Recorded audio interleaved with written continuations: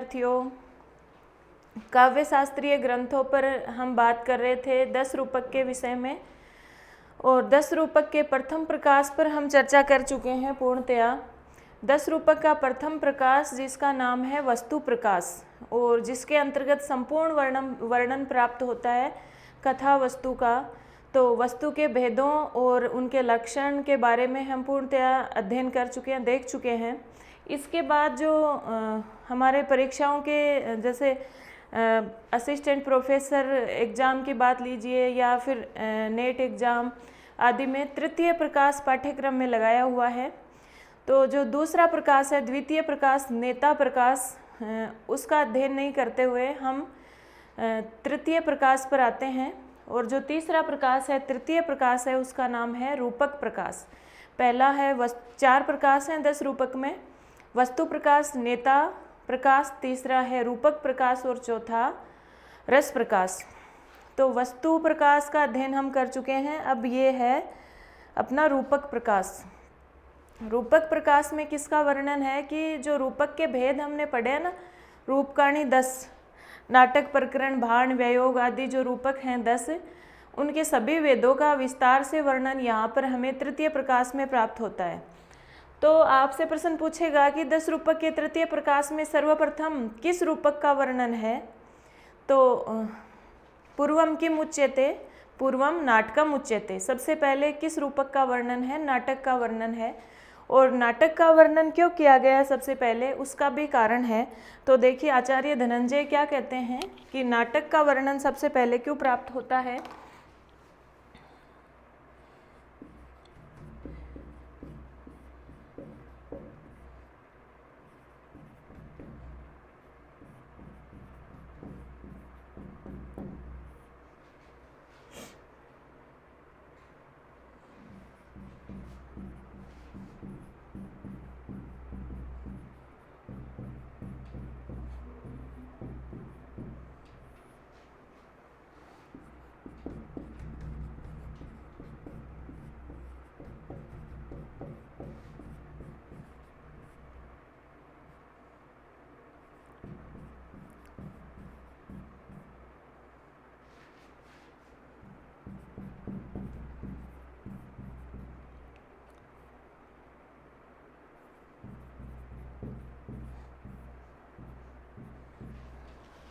देखिए क्या कहा गया है,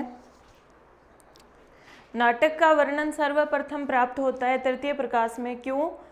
प्रकृति त्वात अथ अन्य शाम, यानी नाटक जो है वो अन्य शाम, अन्य जो रूपक हैं प्रकरण, भाण, व्यायोग, समवकार, डिम, ये सभी इन सब की प्रकृति है, यानी उत्पत्ति स्थल है। प्रकृति त्वाद अथ अन्य शाम, इसके पश्चात अन्य शाम, अन्य सभी रूपकों की प्रकृति होने के कारण, अन्य सभी रूपकों का मूल होने के कारण, क्योंकि वस्तु, नेता, रस इनके परिवर्तन से अन्य जो रूपक हैं वो नाटक से ही उत्पन्न होते हैं। इसलिए नाटक को पूछा जाए, प्रश्न पूछा जाए सभी रूपकों की प्रकृति कौन सा रूपक है, मूल रूप से कौन सा रूपक है, तो वो है नाटक।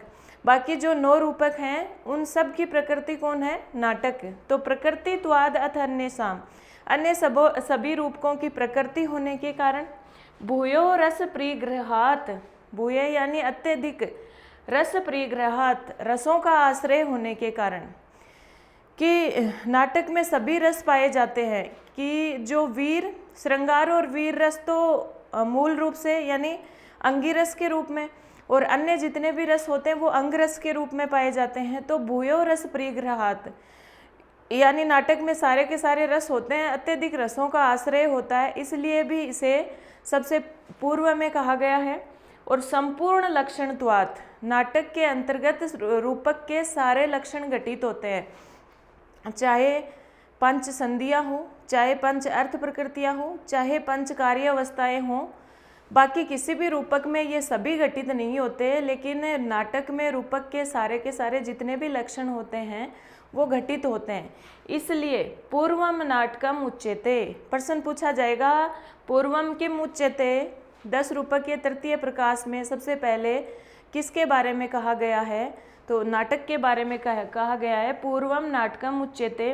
क्यों? इसके 3 कारण हैं।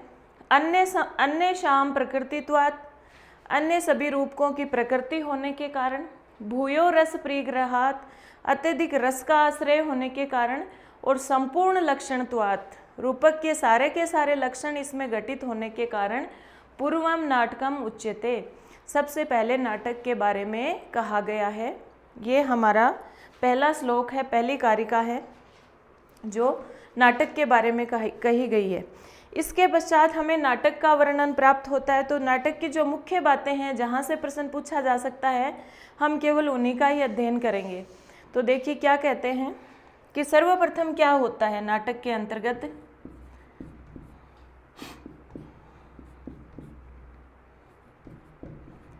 पूर्वरंगम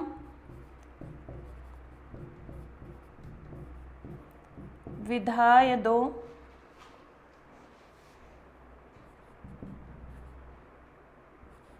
सूत्रधारे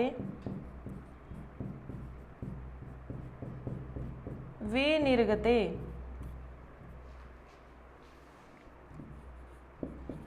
प्रविश्ये तद्वत् अपरः काव्यम आस्थाप्यत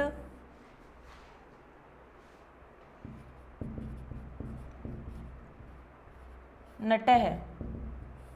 तय का नय हो गया यहाँ पर और नटः जुड़ा तो एक आधा नय है और एक पूरा नय है। देखिए क्या कहते हैं आचार्य धनंजय। पूर्व रंगम विधायदौ सूत्रधारे विनिर्गते। आपसे प्रश्न पूछा जाएगा कि नाटक के अंतर्गत पूर्व रंग की विधि कौन करता है। सर्वप्रथम जब नाटक की शुरुआत होती है, प्रारंभ होता है, तो क्या कार्य होता है, पूर्व रंग होता है। और पूर्व रंग को करने वाला कौन होता है, सूत्रधार है। मुख्य प्रश्न यही बनता है, सूत्रधार क्या कार्य करता है। सबसे पहले पूर्व रंग करता है। पूर्व रंग क्या है, रंग का मतलब है रज्यते अस्मिन इति रंगम। रंग वो है जिसके अंदर सामाजिकों को प्रसन्न किया जाए, जो दर्शक लोग बैठे हैं उनको प्रसन्न किया जाए, वो स्थान रंग कहलाता है। और पूर्व रंग को नाट्यशाला भी कहते हैं। और पूर्व रंग कहते हैं कि अभिनय के प्रारंभ होने से पहले नाट्यशाला में जो प्रारंभिक क्रियाएं की जाती हैं उनको पूर्व रंग कहते हैं। और वो क्रियाएं, वो कार्य कौन करता है, सूत्रधार करता है। तो आदौ मतलब प्रारंभ में, नाटक के प्रारंभ में अभिनय से पहले पूर्व रंगम विधाय, पूर्व रंग करके, पूर्व रंग की सभी क्रियाएं करके, विनिर्गते सूत्रधारे, सूत्रधार के निकल जाने पर, यानी पूर्व रंग का कार्य कौन करता है, सूत्रधार। उसके पश्चात वो रंगमंच पर से निकल जाता है, नाट्यशाला में से चला जाता है। फिर क्या होता है, प्रवेश करता है, तद्वत् अपरः, तद्वत् उसी के समान ही, किसके समान, उस सूत्रधार के समान ही, तद्वत् उसी के, यहाँ तद शब्द किसके लिए आया है, सूत्रधार के लिए ही, उसी के समान, तद्वत् उसी के समान, अपरः दूसरा, नटः नट, दूसरा नट प्रवेश करके काव्यम स्थापयत, काव्य की स्थापना करता है, काव्य वस्तु की स्थापना करता है। जो भी काव्य वस्तु है, जो भी विषय वस्तु है जो नाटक में दर्शाई जानी है, उसकी स्थापना कौन करता है, सूत्रधार नहीं करता। सूत्रधार, याद रखना ये चीज़, सूत्रधार ऑप्शन में मिलेगा। तो काव्य में स्थापित, काव्य की स्थापना कौन करता है, अपरः नटः, दूसरा नट करता है जो सूत्रधार के समान ही होता है। सूत्रधार तो सिर्फ पूर्व रंग करता है, काव्य की स्थापना फिर कौन करता है, एक दूसरा नट आता है जो सूत्रधार के समान ही होता है, वो प्रवेश करता है और फिर काव्य की स्थापना करता है, काव्य वस्तु की स्थापना करता है, काव्य वस्तु के बारे में बताता है। जो भी नाटक खेला जाना है, दिखाया जाना है, उसकी स्थापना करता है दूसरा नट। और जो श्लोक कारिका के बाद में जो वर्ती लिखी हुई है उसके अंदर इसको स्थापक कहा जाता है। काव्य वस्तु की स्थापना करने वाले को क्या कहा जाता है, स्थापक कहा जाता है। याद रखना, काव्य वस्तु की स्थापना कौन करता है, स्थापक करता है। और वृत्ति में ये भी लिखा गया है कि वो जो स्थापक आता है, दूसरा नट आता है, वो वैष्णव स्थानक नामक चाल से चलता हुआ आता है। तो ये बात भी याद रखना।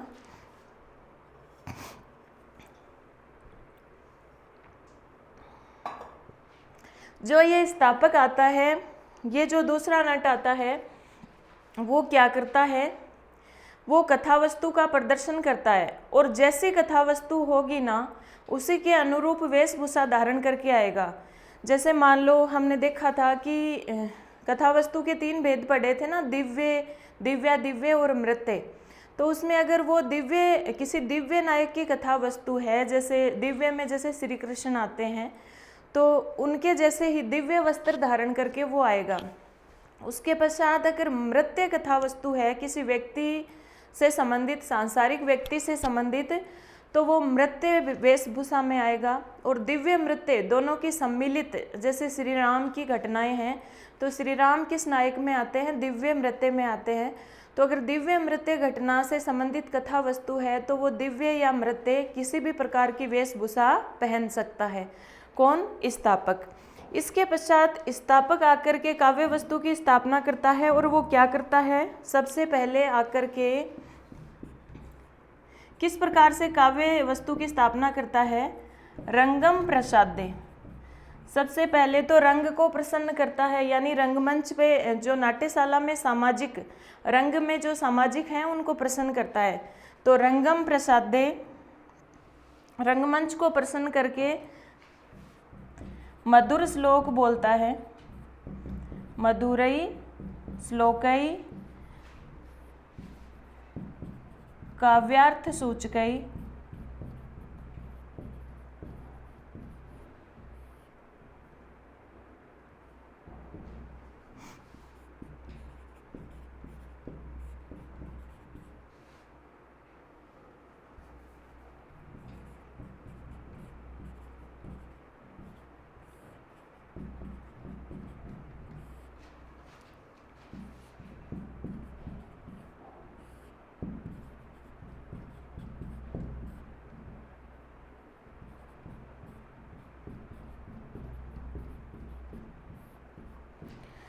जो भी स्थापक आता है, जो दूसरा नट आता है, वो किस प्रकार के कार्य करता है। देखिए यहाँ से भी प्रश्न पूछा जा सकता है। रंगम प्रसादे, वो रंगमंच के लोगों को, जो नाट्यशाला में लोग बैठे हैं, जो सामाजिक हैं, रंगमंच नहीं कह सकते उसको, सिर्फ रंग ही कहेंगे, यानी नाट्यशाला के अंदर जो सामाजिक हैं उनको प्रसादे, प्रसन्न करता है। कैसे करता है, मधुरई श्लोकई काव्यार्थ सूचकई, काव्य के अर्थ के सूचक, जो कथावस्तु है उसके अर्थ को बताने वाले मधुरई श्लोकई, मधुर श्लोक बोलकर रंगम प्रसादे, रंग को प्रसन्न करके, नाट्यशाला में बैठे हुए सामाजिकों को प्रसन्न करके, कैसे प्रसन्न करेगा, काव्य के अर्थ को बताने वाले, काव्य वस्तु के अर्थ को बताने वाले, यानी काव्य की सूचना देने वाले मधुर श्लोक बोलेगा। उन श्लोकों की सहायता से रंगम प्रसादे, रंगमंच के रंग के सामाजिकों को प्रसन्न करके फिर क्या करता है, ऋतुम कंचित उपादाय। यहाँ से प्रश्न पूछेगा कि वो फिर किसका आश्रय लेता है, किसको व्यक्त करेगा, यानी श्लोक बोलेगा तो उसमें किसको व्यक्त करेगा, ऋतुम कंचित उपादाय, किसी एक ऋतु को व्यक्त करेगा। भले ही वो वर्षा ऋतु हो, चाहे वसंत ऋतु हो, चाहे शरद ऋतु हो, चाहे ग्रीष्म ऋतु हो, इससे संबंधित श्लोक बोलेगा तो किसी ऋतु का आश्रय लेगा, किसी ऋतु को व्यक्त करेगा। और फिर भारतीय वर्तिम आश्रयत, भारतीय वर्ती का आश्रय लेगा। 4 प्रकार की जो वृत्तियाँ होती हैं काव्य के अंतर्गत, भारती, शाश्वती, भारती, सात्वती, आर्भटी और केसी की जो वृत्तियाँ हैं, उनमें से वो किसका आश्रय लेता है, किस वृत्ति का आश्रय लेकर अपनी बात कहता है, किस वृत्ति में अपनी बात कहता है, तो वो है भारतीय वृत्ति। 4 प्रकार की वृत्तियों में से याद रखना, जो नट है, जो स्थापक है, वो काव्य की स्थापना करते समय किस वृत्ति का आश्रय लेगा, भारतीय वृत्ति का आश्रय लेगा और ऋतु के बारे में कुछ बताएगा। ये कार्य करेगा स्थापक। अब भारतीय वृत्ति की परिभाषा है, भारतीय का जो लक्षण है वो भी सबसे महत्वपूर्ण है, तो उसको भी हम देखेंगे कि भारतीय वृत्ति की क्या विशेषताएं होती है। देखिए,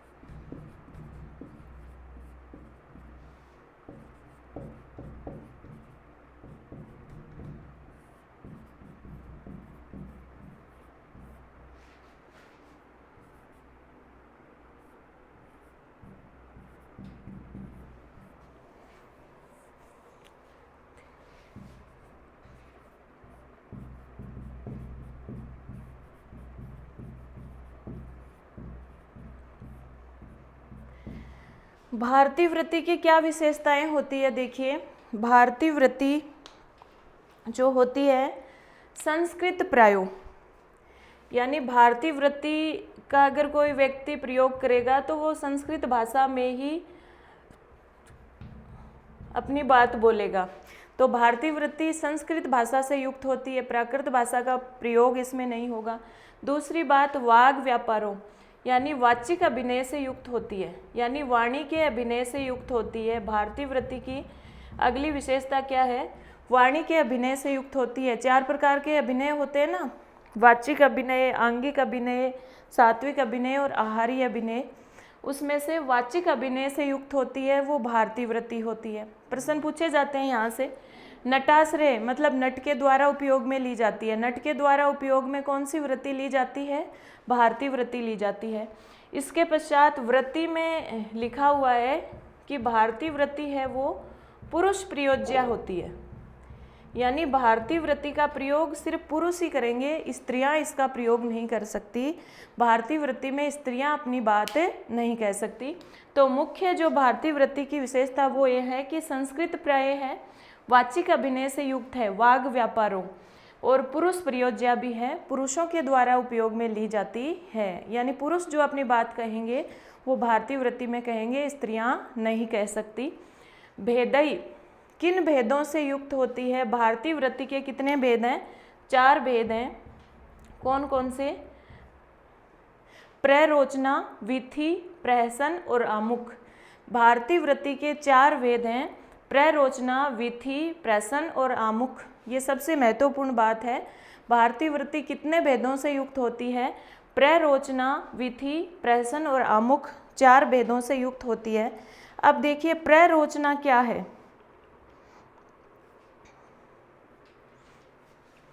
प्ररोचना देखिए,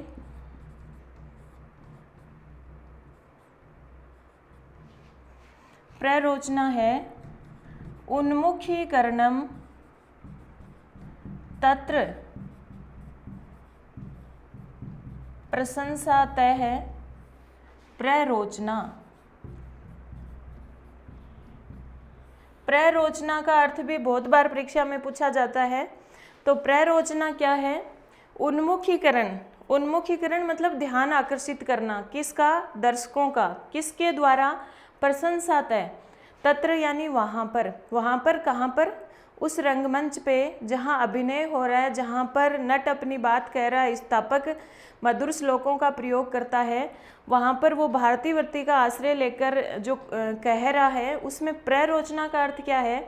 कि वो काव्य वस्तु, जो काव्य स्थापना की जा रही है, जो काव्य वस्तु के बारे में बता रहा है, जो भी घटना है, कथा वस्तु है, उसकी सबसे पहले प्रशंसा करेगा और जो दर्शक बैठे हैं उनका ध्यान अपनी ओर आकर्षित करेगा, ध्यान उन्मुख करेगा, और वो उन्मुखीकरण ही क्या कहलाता है? प्ररोचना कहलाता है।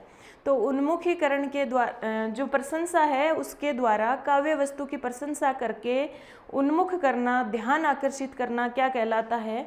प्ररोचना कहलाता है।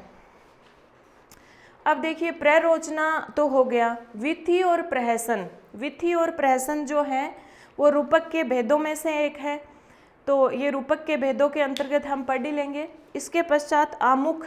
आमुख या प्रस्तावना, ये भी एक मुख्य बात है, तो इसका लक्षण भी यहाँ ही देखना है। आमुख के भेद और आमुख की परिभाषा यहाँ पर देखेंगे। आमुख का मतलब क्या होता है? प्रस्तावना, यानी जो सूत्रधार है वो आता है वापस और वो अपनी बात कहता है। किसको? या तो नटी को, या विदूषक को, या फिर एक मार्च होता है, पारिपार्श्विक होता है, उसको अपनी बात कहता है। और कौन सी बात कहता है? वो कथा वस्तु से संबंधित जो प्रस्तावना करता है, जो भूमिका बनाता है, वो क्या कहलाती है? आमुख कहलाती है, प्रस्तावना कहलाती है। देखिए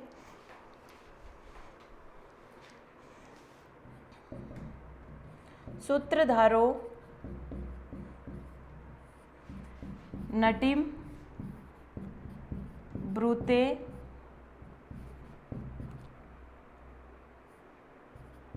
वा अथ मार्शम विदूषकम, कि जो सूत्रधार है वो अपनी बात या तो नटी को कहता है, या मार्श को कहता है, या विदूषक को कहता है। और कौन सी बात कहता है, देखिए,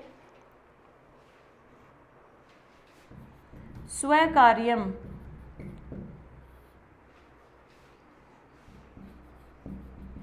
प्रस्तुत आक्षेपी, यानी प्रस्तुत अर्थ का आक्षेप करने वाला अपना कार्य चित्रोक्तया उच्यते।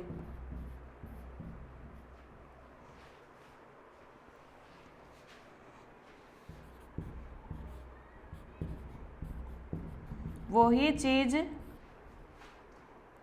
आमुख कहलाती है या प्रस्तावना कहलाती है। यत् तद आमुखम प्रस्तावना वा, कि सूत्रधार नटी को, मार्श को या विदूषक को चित्र उक्तया, यहाँ से प्रश्न पूछेगा कि सूत्रधार है वो नटी को, मार्श को या विदूषक को किस प्रकार से अपनी बात कहता है, चित्रोक्तया, विचित्र उक्तियों के द्वारा, यानी प्रयोग में आश्चर्य व्यक्त करके चित्र विचित्र उक्तियों के द्वारा, यानी चमत्कार उत्पन्न करते हुए, प्रस्तुत आक्षेपी, जो अर्थ प्रस्तुत करना है उस प्रस्तुत अर्थ के आक्षेप को करने वाले स्वकार्यम, अपने कार्य को उच्यते कहता है। यत् तद आमुखम प्रस्तावना वा, उसी उक्ति को, उसी सूत्रधार की बात को क्या कहते हैं, आमुख या प्रस्तावना कहते हैं। आमुख या प्रस्तावना किसको कहते हैं, जब सूत्रधार नटी को, मार्श को या विदूषक को विचित्र उक्तियों का प्रयोग करते हुए जो प्रस्तुत अर्थ किया जाना है उसका आक्षेप करने वाले अपने कार्य को, कि ये कार्य मैं करने वाला हूँ, इस तरह से उस कार्य को कहता है, उस स्थिति को आमुख या प्रस्तावना कहते हैं। इस प्रकार से ये भारतीय वृत्ति के 4 भेदों में से 2 के लक्षण हमने पढ़ लिए हैं, प्ररोचना और आमुख। इसके पश्चात विधि और प्रहसन रूपक के भेदों के अंतर्गत अध्ययन कर लिए जाएंगे। यहाँ पर हमें आमुख और विधि के जो भेद हैं, आमुख के भेद पढ़ने हैं, और विधि और आमुख के भेद सेम हैं, समान हैं, यानी विधि के जो कुछ भेद हैं वो आमुख के भी भेद हैं, इसलिए यहाँ पर हम उनके भेदों का अध्ययन भी करेंगे। अभी तक के लिए जो हमने अध्ययन किया है, सबसे पहले हमने देखा है कि सर्वप्रथम नाटक को कहा गया है रूपक प्रकाश में। क्यों कहा गया है, क्योंकि नाटक है वो संपूर्ण लक्षणत्वात्, उसमें रूपक के सारे लक्षण हैं, सभी की प्रकृति है, और भूयो रस परिग्रहात्, सारे के सारे रस उसमें विद्यमान हैं, इसलिए। दूसरी बात, नाटक में सर्वप्रथम क्या होता है, सूत्रधार आता है, पूर्व रंग करता है और निकल जाता है। उसके पश्चात उसके जैसा दूसरा नट आता है और काव्य की स्थापना करता है, जिसको कहते हैं स्थापक। फिर वो क्या करता है, जो स्थापक है वो मधुर श्लोकों के द्वारा, मधुर श्लोकों का प्रयोग करते हुए और अर्थ को बताता है। फिर वो किसी ऋतु का आश्रय लेता है, और ऋतु का आश्रय लेकर फिर भारतीय वृत्ति का आश्रय लेकर अपनी बात कहता है। फिर भारतीय वृत्ति क्या है, संस्कृत भाषा प्रधान है, पुरुष प्रयोज्या है, और नटाश्रय है, यानी नटों के द्वारा बोली जाती है, और वाचिक अभिनय से युक्त होते हैं। ये भारती की विशेषताएं हैं। भारती के 4 भेद हैं, प्ररोचना, विधि, प्रहसन और आमुख। अब प्रहसन और विधि हम आगे अध्ययन करेंगे, रूपक के भेदों के अंतर्गत हैं। और जो प्ररोचना है वो क्या है, दर्शकों का ध्यान उन्मुख करना प्रशंसा के द्वारा प्ररोचना कहलाती है। आमुख यानी प्रस्तावना, भूमिका बांधना आमुख कहलाती है, यानी विदूषक है वो नटी को, सूत्रधार जो है विदूषक को, नटी को या पारिपार्श्विक को बात कहता है, किस प्रकार से, विचित्र उक्तियों के द्वारा, और प्रस्तुत अर्थ का आक्षेप करने वाले अपने कार्य को कहता है, वो स्थिति क्या कहलाती है, आमुख कहलाती है। इसके पश्चात हम अपनी अगली कक्षा में अध्ययन करेंगे आमुख या प्रस्तावना के भेद, या फिर उन्हें आप विधि के भेद भी कह सकते हैं। तब तक आप इनका अच्छे से अध्ययन करिए। धन्यवाद। जयतु संस्कृतम जयतु भारतम।